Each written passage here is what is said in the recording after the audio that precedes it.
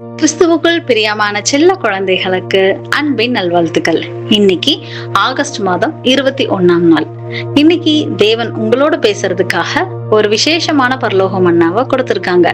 இன்னைக்கான பரலோக மன்னா லூக்கா 18ஆம் அதிகாரம் 8ஆம் வசனம். மனுஷகுமாரன் வரும்போது பூமியிலே விசுவாசத்தை காண்பாரோ. இந்த உலக மனுஷங்க கிட்ட மிக குறைவானவர்களே பரிசுத்த வேதாகமத்தை முழுமையா நம்புறாங்க அப்படிங்கறத ஆண்டவராகிய இயேசு கிறிஸ்து முன்கூட்டியே தீர்க்க தரிசனமா நமக்கு சொல்லியிருக்காரு. கிறிஸ்துவ பின்பற்றக்கூடிய பிள்ளைகள் இந்த உலகத்துல எங்கும் சாட்சியா இருக்கணும் அப்படிதான் சொல்லியிருக்கே தவிர, அவங்களோட சாட்சியினால இந்த உலகம் முழுவதும் கிறிஸ்துவ மார்க்கமா மாறிடும் அப்படின்னு எங்கேயுமே சொல்லப்படல.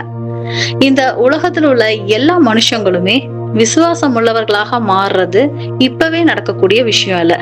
அது தேவன் பூமியில கொண்டு வர போற அவருடைய அரசாட்சியில மட்டுமே தான் நடக்கும்.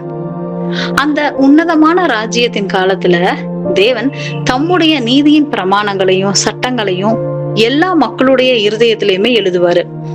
எனவே குழந்தைகளே, சுற்றியுள்ள மனுஷங்க விசுவாசம் இல்லாம வாழ்றத பார்த்து நம்முடைய நம்பிக்கையை எப்பவுமே இழந்துடக்கூடாது.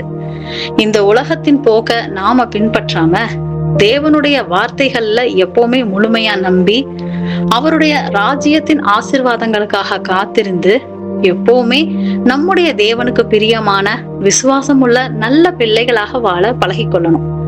செல்ல குழந்தைகளே, இந்த மன்னாவை இன்னும் தெளிவா புரிஞ்சுக்க உங்க பைபிளை எடுத்து எசேக்கியேல் 38ஆம் அதிகாரம் 20ஆம் வசனத்தை வாசிங்க.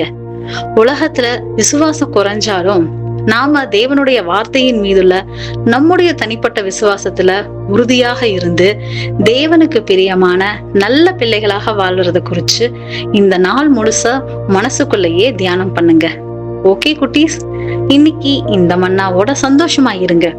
இன்னைக்கு நைட்டு ஒரு சூப்பரான வேதாகம கதையோட நாம சந்திப்போம். எப்பவுமே தேவனுக்கும் கிறிஸ்துவுக்கும் பிடிச்ச சமத்து பிள்ளைகளா இருங்க. God bless you. Bye.